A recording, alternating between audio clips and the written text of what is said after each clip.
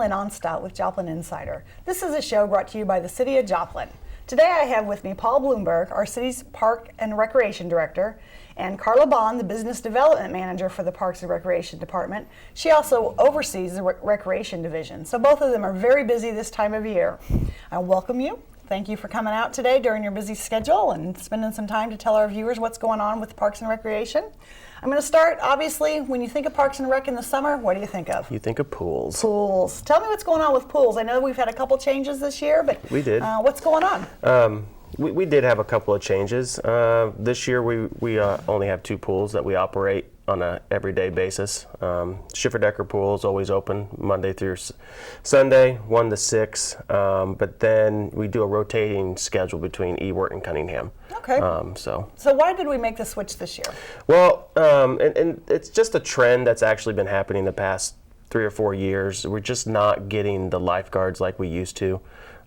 Kids have a lot more things on their plate. They have camps, they have classes, they have vacations, they have second jobs. Mm-hmm. So they're not able to work and as much as they used to. Right. So. Right. Well, lifeguarding kind of has changed from the days that I used to do it. It used to just be one rectangular pool, one at the deep, one on the slides, and you're pretty good. Oh no, absolutely. Pools have totally changed since we were kids. Mm-hmm. So much more attractions. The certification that you have to become a lifeguard is a little bit more strenuous than it has been in the past. And our pools need more. When we added Schifferdecker Aquatic Center to our fleet, we went from having to have 12 lifeguards at that pool to 24 a day. 24 a day. So, and that's because you have the different attractions. Correct. You have the lazy river, you have some different slides, diving boards. Yep, so, rock climbing wall, yeah, okay. Speed slides, stuff like that. So okay. Yeah. And so, because you need a lifeguard at each of those, really, yep. to watch over. Yep. And the same thing with Cunningham or Ewart, sure. You have attractions there as well. Mm-hmm. Right. Yep. So. We watch the water, so you have to have so many eyes on the water at one time. So, mm-hmm. and we're not the only community that's having this issue with mm-hmm. Not having enough staff to apply. Mm-hmm. Many aquatic centers around the country are having the same issue. Yeah. Well, and that's kind of a note to parents out there who have teenagers who may be looking for a job next year. Yep. Mm-hmm. If they like, being outdoors and swimming, work on your swimming skills this winter, and maybe call you and find out what they need to be doing, and they could actually train to be a lifeguard if they'd like to. Yeah, because I do know it, like you said, it's somewhat strenuous as far mm-hmm. as doing the testing, and obviously if you're going to be out there. Lifeguarding, you have to be able to swim very, very well. Yeah, it's not an easy job. I give these kids kudos on the job they take for the summer. I mean, you could be sitting playing video games, but they chose to be out in the sun and helping everyone. So. Right, and interacting with the public and mm-hmm. In the heat. Yeah, so. Yeah. We start recruiting lifeguards around January, February, and we do trainings all throughout the spring. So if somebody's interested, they can always put an application in mm-hmm. early on, and that way they can make sure that they pass the training and they're in the system. Okay, well that sounds great. So just get a hold of you if they have any questions. Mm-hmm. That'd be the best way? Yep. Okay, and we'll be putting your phone numbers up on the shows so mm-hmm. that they can be aware of where to call.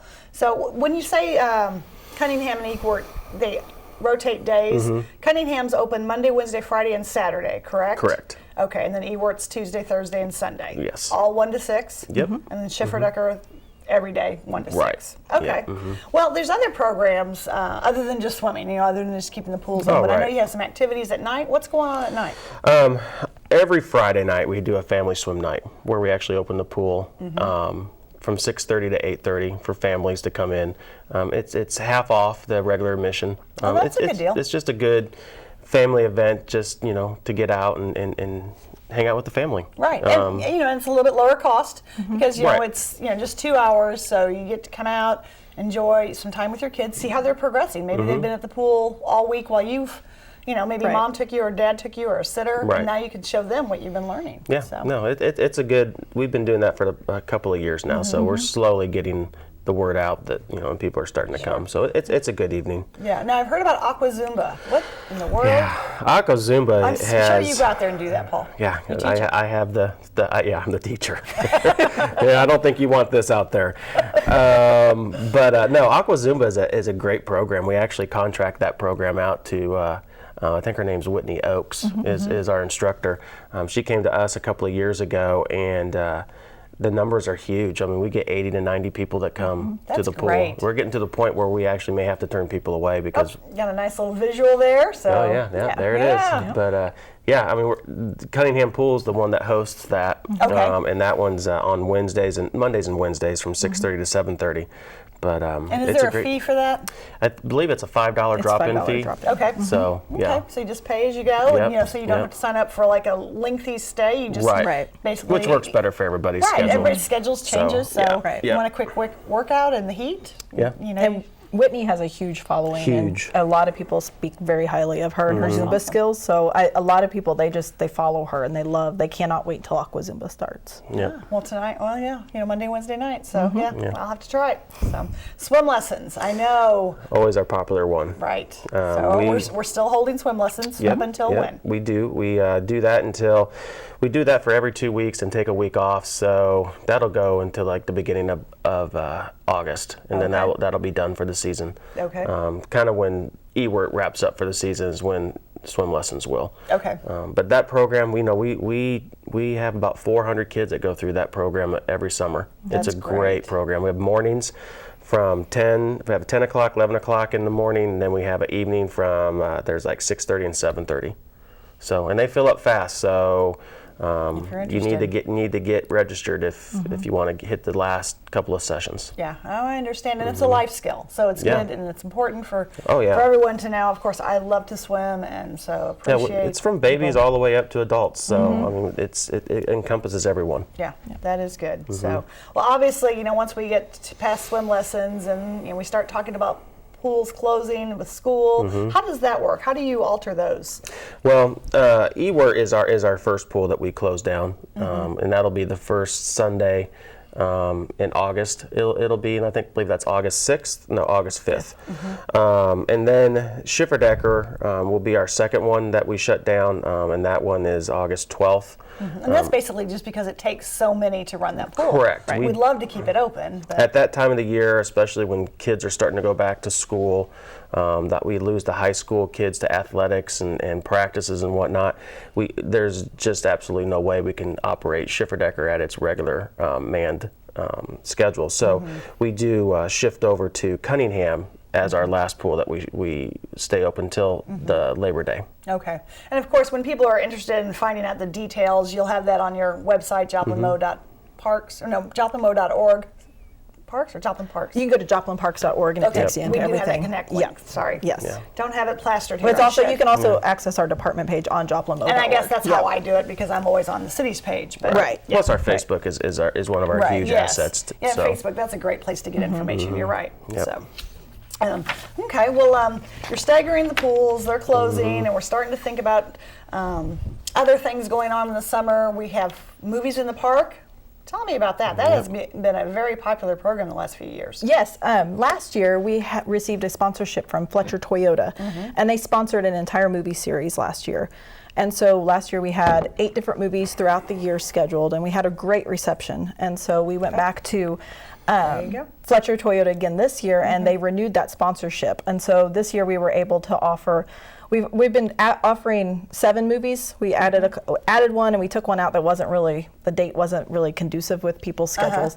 But this year we're going to start our first Flick and Float, which is going to be at Schifferdecker Pool, which is going to be our next one. It's on Friday, July 13th. And so people can bring their inner tubes, or we have some there, or their deck chairs. And the basis of a Flick and Float is you watch the movie while either in the pool or by the pool. And so we'll be showing The Little Mermaid, which we thought was fitting, and it's a very big throwback movie. So it's family friendly. Yeah, some families, younger kids probably haven't seen it. Exactly. And it's one of the best. I think all Disney movies are great, so I don't know which one's the best, but yeah. So, Justice League, I like the way you've paired it with National Night Out. Right, we thought that was fitting. Every year with Joplin Police Department offers National Night Out, and it's going to be at Schifferdecker Park on Tuesday, I believe August 7th. Huge. And it's free to the community, and it's a very well attended event. And so Last year we did the Batman movie, and this year we're going to do Justice League. We thought that was fitting, considering it was National Night Out. And so the movies all start at dusk, and they are free to attend, so there's no charge. So bring a blanket, lawn chairs. Now, are there concessions, or should people bring coolers, or can that be done in the park? They can bring a cooler, they can bring pop and drinks. We also have concessions for sale if you forget. So if you forget the bottle of water or whatnot, you can always grab one. So. Well, it's always fun to kind of see what the concessions are offering that's not in your cooler. Absolutely. So it's a good time to have a summer treat. Yes. So that sounds great. Well, I know during the day you also offer programs for kids that, or maybe mom and dad, if they need a break, you have a day camp. Tell me about that. Well, our day camp, it's all summer long. It's weekly, so you don't have to sign up for the entire summer. You can sign up your children for 1 week or all 11 weeks. It's just really up to you. But every week has a theme. It's for kids ages 5 to 12. So it's kind of filling that gap where of the kids that maybe, like I know for me personally, my little guy goes to summer school, but there's that little gap that you want them to have fun and that they can enjoy summer. And so our day camp, the kids, they do swim lessons at Ewart Pool, but they also play games. They go outside, they go to the park. They're always doing something, and the counselors are really good about keeping them busy. Right. So so they come home tired. And that is the plan. Yes. So mom and dad can get some rest too. I like it. We help everybody. And Joplin schools help us with our meals. We offer breakfast and lunch for the kids. And between everything, I mean, they're usually pretty tuckered out by the end of the night. So where do you hold it? We hold it, it's called the Carver Nursery Building. It's over by the Ewart Aquatic Center and Ewart Park. It's kind of adjacent there. So it's on the east side of the park. So they have immediate access to a park and a pool, and so everything you really need for the summer. Right. Exactly. That's awesome. And the cost, but you offer scholarships as well? Yes, it's $100 a week. If you pay early, you get immediately 10% off, so $90. There's some cases where people are like, hey, can you help us out? We do offer partial scholarships, so they just need to call our office or come by to fill out a scholarship application. And can they do just one day at a time, or how does that work? We do like week at a time because we only can have 30 kids in the program. Okay, so you need to know who's coming. We need to plan for staffing purposes because we make sure that we have a one staff to 10 kid ratio at least. Oh, and so that way we can plan accordingly. Sounds like a great idea. So, well, once we start talking about summer day camp and pools closing, I start thinking about back to school. Sorry, kids, it's going to be time before long. So, fall. There's a lot of programs coming up for the fall. So which one do you want to tell me about the fun things you guys are doing this fall? Well, our biggest fall program is our youth soccer program. It has boomed in the last couple of years. Okay. This spring we had 350 kids in our program. Wow. Which was a new high record for us. Yeah. It goes from 5-year-olds, so 6U up to 12U soccer. So if you're 5, you can still play in the 6U league. So it goes all the way up to 12 years old. The cost is $40, and the kids get a uniform, which is a jersey, socks, shoes, and then we also have a sponsor, or we usually try to get a sponsor for the soccer balls, so every kid gets a soccer ball as well. That is great. So after they learn their skills and they've been playing, they can go home and continue playing. Exactly, and keep practicing. And a lot of kids, I mean, they might not have that opportunity, so it's really good to put that, give them that opportunity to go home and practice and play with their siblings and just. How long does the season last? And practices and games? Are you gonna, keep mom and dad on the road, shuffling them back and forth? Right. Our registration deadline is August 24th. Okay, and how do they register? They can register online at joplinparks.org, or they can call our office, or they can stop by our office. So we make it as accessible as we can. Where is the office? Our address is 3301 West 1st Street. Okay. So when I say that, people are like, where is that at? The best way to say is at First and Schifferdecker, just north of Schifferdecker Park. Okay. We're located at the Joplin Athletic Complex, which is just north of Schifferdecker Park off of First and Schifferdecker. Yeah. If you know where Joplin Little Theater is, it's just west of that. Yes. So the golf course, kind of the back way. Yeah. So, okay. Well, that sounds great. And so that's soccer. What if I don't like to play soccer? What else is there? For our little kids, we have a great program for preschoolers. We have our little instructional series, and those are just, again, they're booming with kids.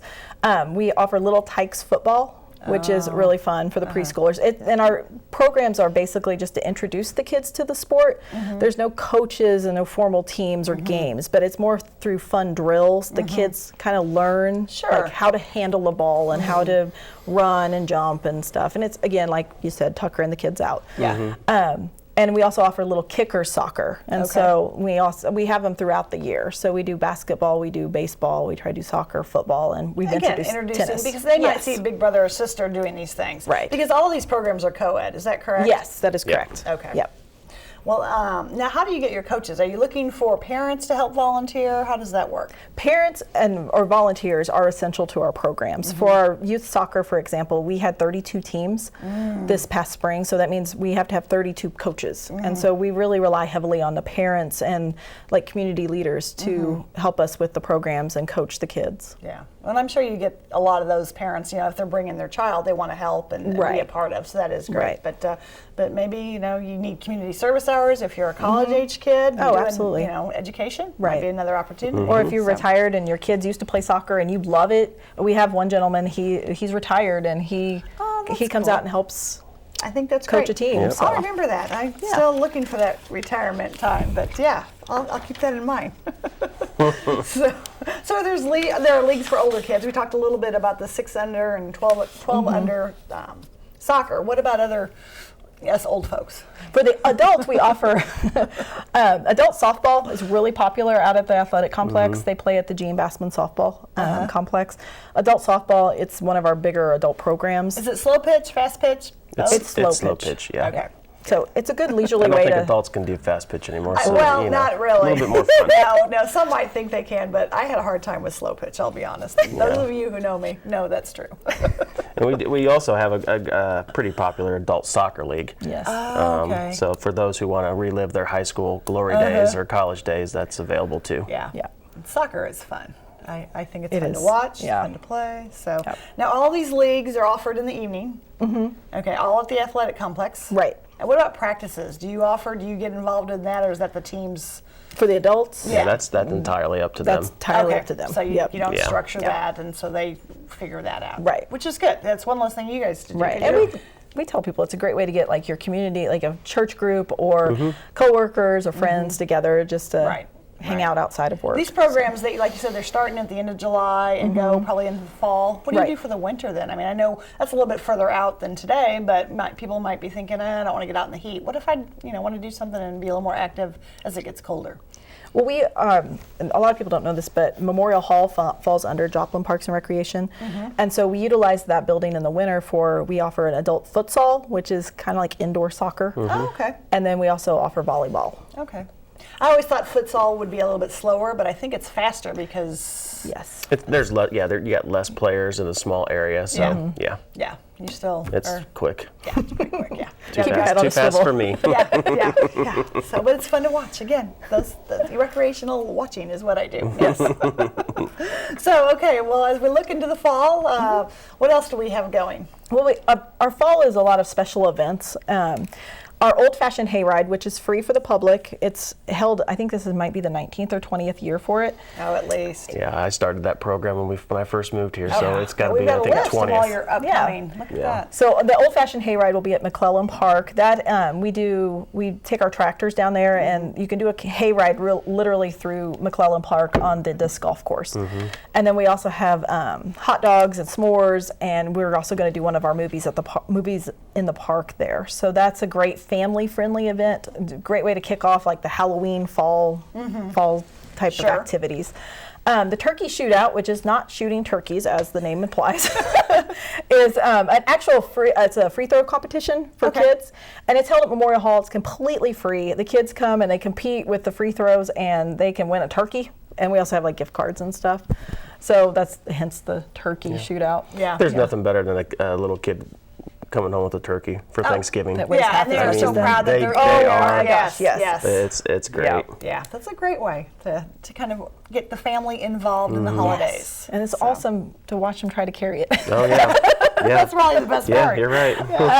Let's see. And then our holiday programming starts kicking in with mid-November. We start accepting letters to Santa. A lot of kids, they like to write letters to Santa. Well, we have a special way to get them to Mr. Santa Claus himself. And so they can write their letters and drop them off at our office. And then we also partnered with Academy this year, and so they'll be able to drop their letters off there. We pick them up, make sure they get to him, and then he actually writes all the kids back, and then he sends them all a response. So that's a really cool deal for for kids to make Get a sure they direct get link. their wish That list straight direct to link to get the list the Santa. jolly old fella. So Yeah. But November 14th and up till December 3rd. yes, yes, So, because it takes a little bit to get him there and him to ride him and get him Well, back. yeah, it's because by busy, December so. 3rd, he's probably in that Yeah, toy he's- assembly line. let's and go. Making Yeah. sure. Yeah. Can imagine. So. Yep. But then he pops down for breakfast. He does. He takes a brief vacation to come on down, and he comes down to have breakfast. We have a Breakfast with Santa event. It's held at Memorial Hall. And the kids basically, you can come and eat breakfast, and then you can just hang out with Santa and take pictures. You can bring your cameras, and it's kind of like a low-key morning with the kids to spend time with them and talk to them and get pictures with them. Okay. And then the last thing that I see on the list, the candy cane The hunt. candy cane hunt. It's Easter egg hunt with a twist. We just do Literally. candy canes. Truly, yeah. We do it at the athletic complex. We do a candy cane, like an actual hunt, similar to an Easter egg hunt. But then we also have games and activities, all candy cane related. So it's a Okay. great way to. It's just another Christmassy type holiday program. Another family activity. So, Yes. Well, you mentioned something that we really hadn't talked too much about, and I know it's popular, is the disc golf course.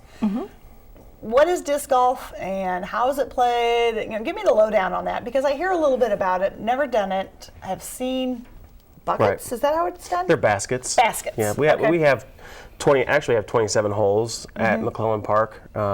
It's an actual disc golf course that's closed off to the rest of the park. What is a disc? Let's start at the basics. You know, if you really want to be basic, it's a frisbee. Okay. But most I mean, most disc golfers would totally disagree with me. But as it's the concept of The a frisbee, layman's I term. guess. Yes. So basically, Okay. it's a frisbee, and you throw into a metal basket that has chains on it. Okay. Yeah. So it's because just back in like- the day, we would just throw the frisbee back and forth, but now there's a whole Right. course to do Right. that. Right. And it's strictly a walking sport. I mean, just like golf, you have they make a putter, they make a mid-range, they make Really? a driver, different weights and whatnot for disc golf. So it's actually pretty fun. So Wow. and we actually have those set up. We have small little courses throughout Joplin as well. We have 6 holes at Schifferdecker Park. We have, I think, 6 holes at Humphrey Park, and we have 9 holes at the top of Dover Hill. Okay. So just small stuff to get the family involved, get them started. Because honestly, let's be honest. I mean, you do 27 holes at McClellan, and you've never done it before. You will be sleeping well I'd be that night. frustrated is what I would be. Yes. Yep. I Yep. probably need a lot of those discs because I'd probably lose them like I Yeah. do my golf balls. Yeah. Because we've been working with the Joplin Disc Golf Club, who oversees that area for us, and we've actually let the grass grow up, and we're mowing lanes just like you'll see on the golf Fairways, course. yeah. Okay. So to make it a little bit more challenging instead of being all I wide think open. I need to go check this out. That sounds like fun. And there are a lot of trees out there too, so it's probably Correct. somewhat shaded. Yeah. So it's not, out in the middle of the sun like sometimes tennis, if you go Right. out to play tennis. Right. Yep. You're right. So that sounds like a lot of fun. We hadn't talked about it, and I know it's a growing sport. So, we're talking a little bit about the parks. And Yep. how many parks do we have? 24. 24. How do you maintain them? How do you mow them? I mean, you have a lot to do. How many Yeah. on staff? Tell me a little bit more about the parks department. People would be shocked on how long it takes us to maintain these parks. I mean, those 24 parks encompasses 1,000 acres. Wow. Which is a lot for a community this size. But our crews, I believe we have 12 to 13 staff members that maintains the parks in the summer. Weed eaters to mowers to... You betcha. Big mowers that will mow McClellan and Landreth Park. Wide open space. Yeah. So, it takes us typically about 2 weeks, a little less than 2 weeks to start at one park and finish the whole park system. And then we start all over again. So when when people actually see some of the parks maybe looking a little hairy, it's on the tail end getting ready to be mowed again. Yeah, it's on the schedule, right? It's rotated. We have a schedule. So, Okay. but they've been doing a great job this year. So. Well, how do you, some of this equipment and playground equipment have been replaced recently. How is that paid for? So we were very fortunate to have a park stormwater sales tax passed. I believe this is our second go around. It was passed in 2012. The Parks Department, that's where we get the money It's like for a half a us. cent and It's a quarter of a cent. quarter of a cent. Okay. So And then you split that with stormwater. with So yes, with Public Works. So That's where we get the money to fund our projects. Okay. And for instance, some of our projects are replacing some of the playgrounds. We try to replace our playgrounds every 10 years. Some maybe a little bit longer because they may not get used as much as others, but no, that's where we get the bulk of our project money. Last year we were able to replace Humphrey Playground. We replaced Parr Hill and Ewart. Wow. Through the park stormwater. Those are 3 big parks. Those are 3 big ones.